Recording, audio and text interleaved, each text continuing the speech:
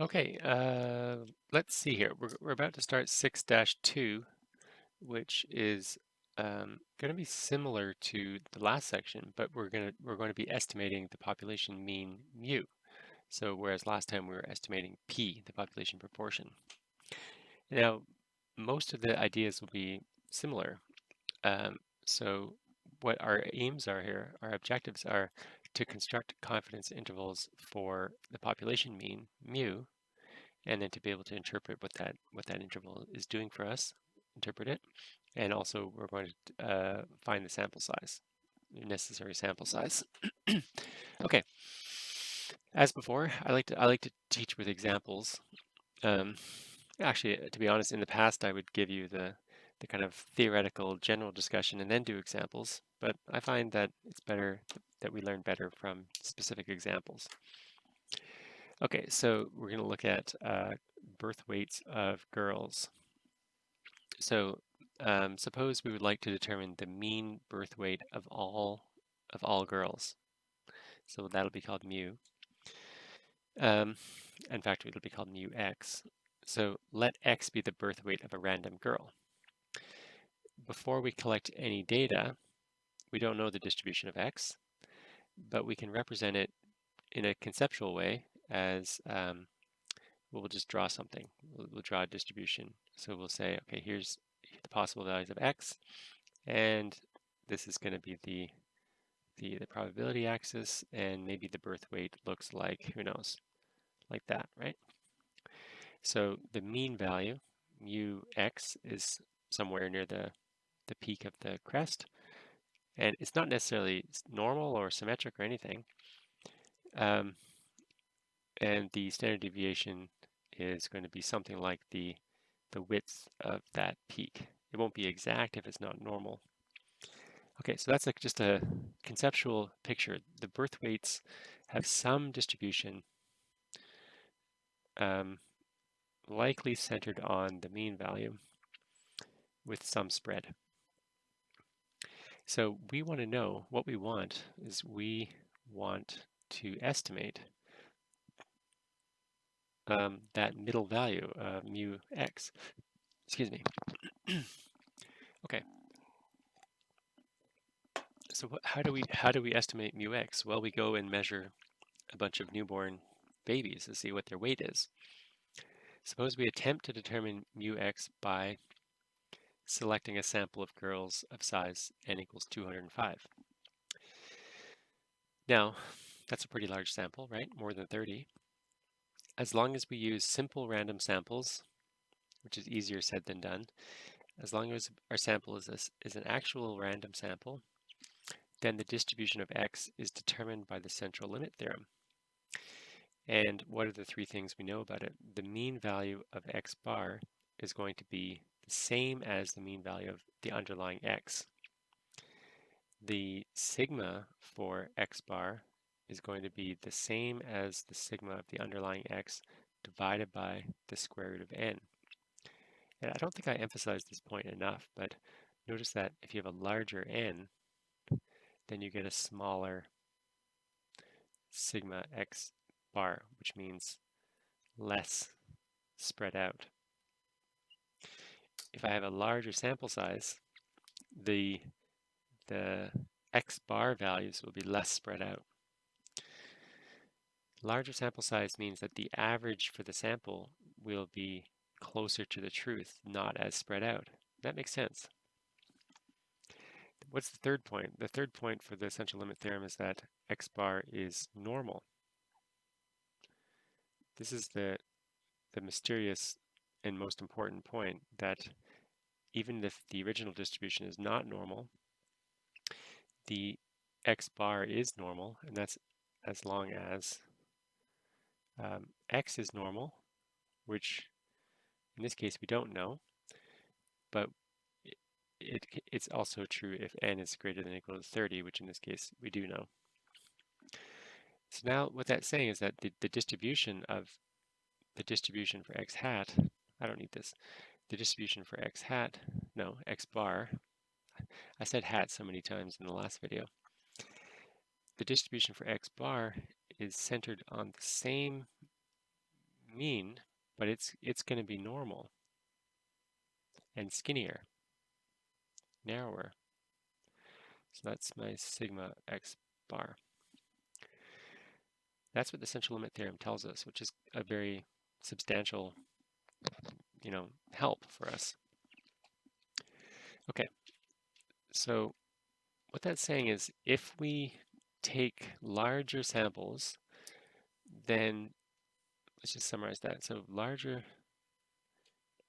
n will makes it more likely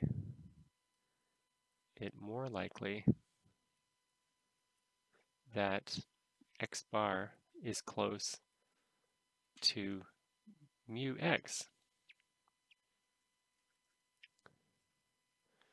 And that's what's really going on underneath all this. That's what, if we take a larger sample, the mean for that sample is likely closer to the truth. And that you probably all grasp that intuitively, right? If you ask more people, you'll probably get something that reflects the truth with more accuracy. But what we want to know is, well, how close? We were interested in knowing how close is x bar to the truth. And now here's where the ideas will parallel what we did in section 7-1. That's a typo. As with the test statistic z in section 7-1, we can define the test statistic z for x bar. So this is the z score for x bar, right? Because this distribution is normal, but not a standard normal. It's just a non-standard normal. But if we take the z scores, then it becomes standard normal. So this z score, x bar minus the mean divided by sigma, is going to be the same as x bar minus the mean of x, which is the same, divided by the mean sigma of x over square root of n. So this is called the test statistic, z. And this is, this whole thing, this whole expression, is a standard normal variable.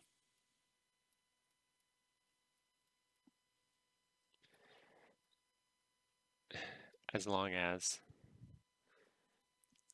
those two, I should point out, it's only as long as x is normal or if the sample size is large enough. This is really important, that there are requirements here. Okay, so as with any z distribution, this follows a standard normal, which has mean of 0 and standard deviation equals 1. It's a z score, so it has a mean of 0 and a standard deviation of 1. Now, if x bar is close to mu x, that means that z is close to 0, right? It means that the number of standard deviations away is not very large, so z is close to 0, and vice versa. If z is close to 0, x bar is close to mu x. Now, so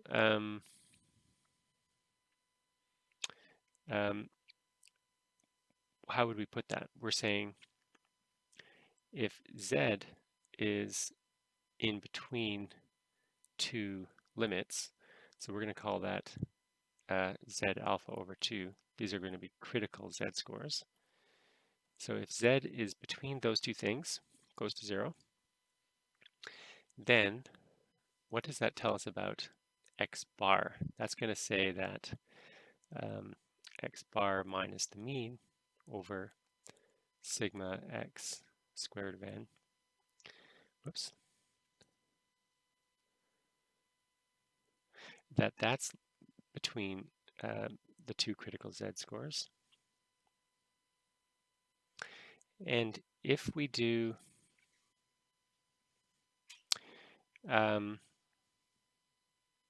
actually, I'm actually writing what I meant to write later. So let me just put that on pause here. So I'm going to just come back to that because I'm getting ahead of myself.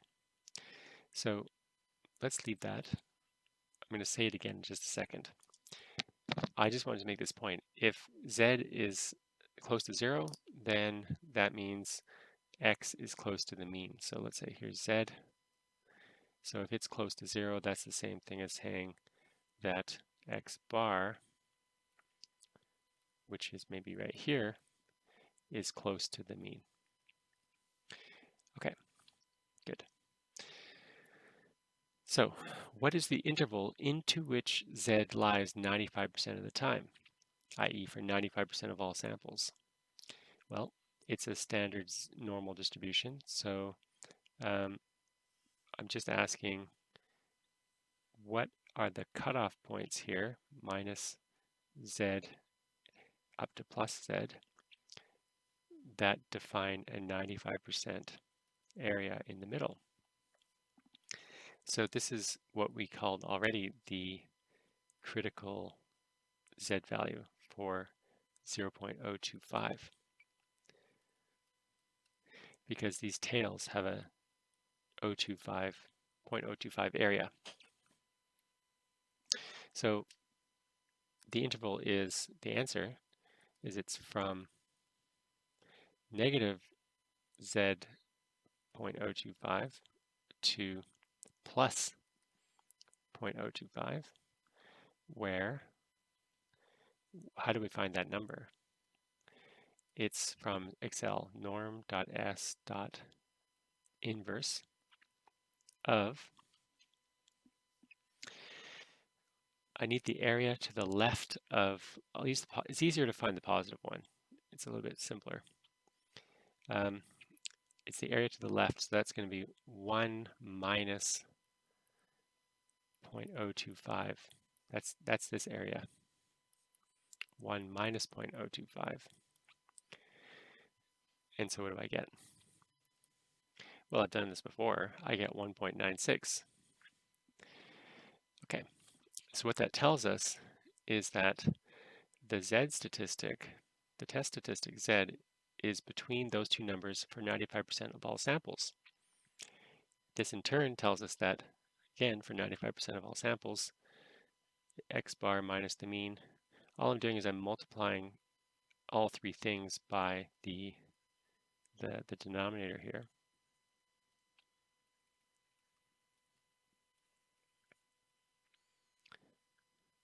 So, and that says that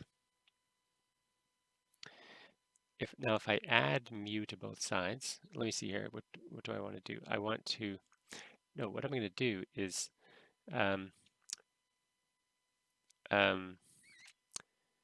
subtract mu, subtract x bar from all three things. What I want to leave the mu in the middle. I want to leave the mu in the middle. So I'll subtract x bar from all three sides, all three things. And what I get is minus mu x minus x bar plus 1.96. And I have negative mu here. How do I get positive mu? So if I multiply everything by -1, then I'll get rid of that minus sign.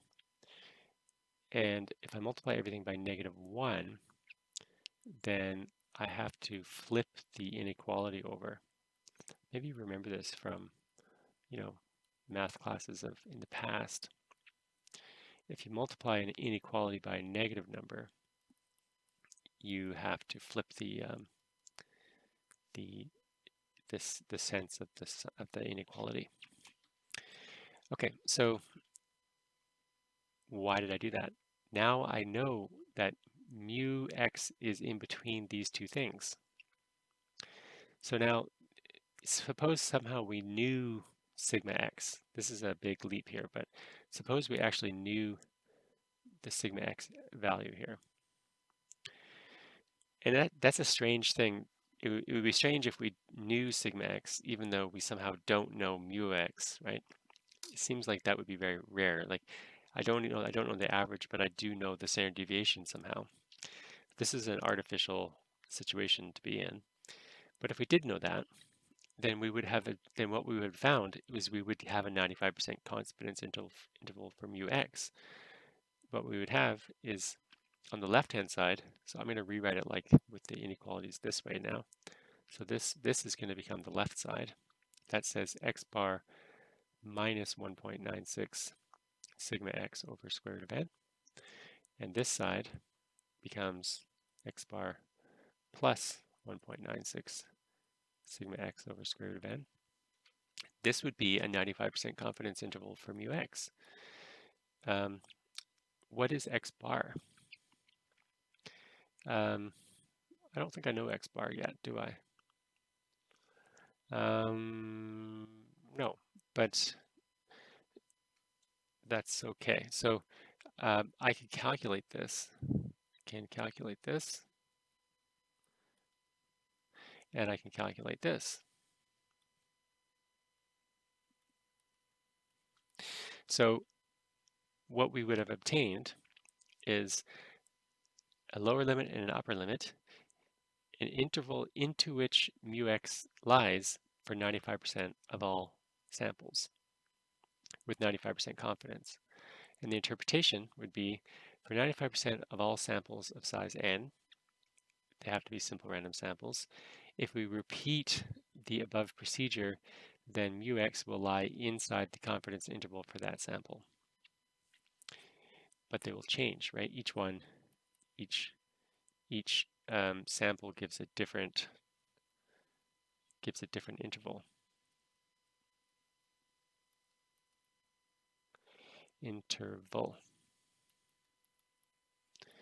Now, this is not the same thing as saying either of these. It's not the same as saying that there's a 95% probability that mu x lies in the confidence interval obtained from our data. Why can't we say that? Because mu is not random. Mu x is not random. So we can't say anything like we can't say there's a 95% probability that mu does anything, this or that, because it's not random. Likewise, it's not the same as saying for 95% of all samples, x bar lies in the confidence interval obtained from our data. That's not true either, because the confidence intervals there isn't just one confidence interval, it's different for each sample. So it's not as simple as saying number two there. Okay, so what I'm showing you here is I'm not really going all the way to the end because this case rarely happens. This case is very unusual, as in it's not realistic. We don't know sigma x usually. This is usually unknown. And so we can't finish this. We can't actually finish this procedure because we don't know what the population standard deviation is. So I took us to this point just to because it's our jumping off point for the realistic case, and because it's similar to what we did with population proportion. So it's kind of a bridge between the population proportion case and what we're about to do, which is how do we deal with it when we don't know sigma x. So we'll start that in the next video.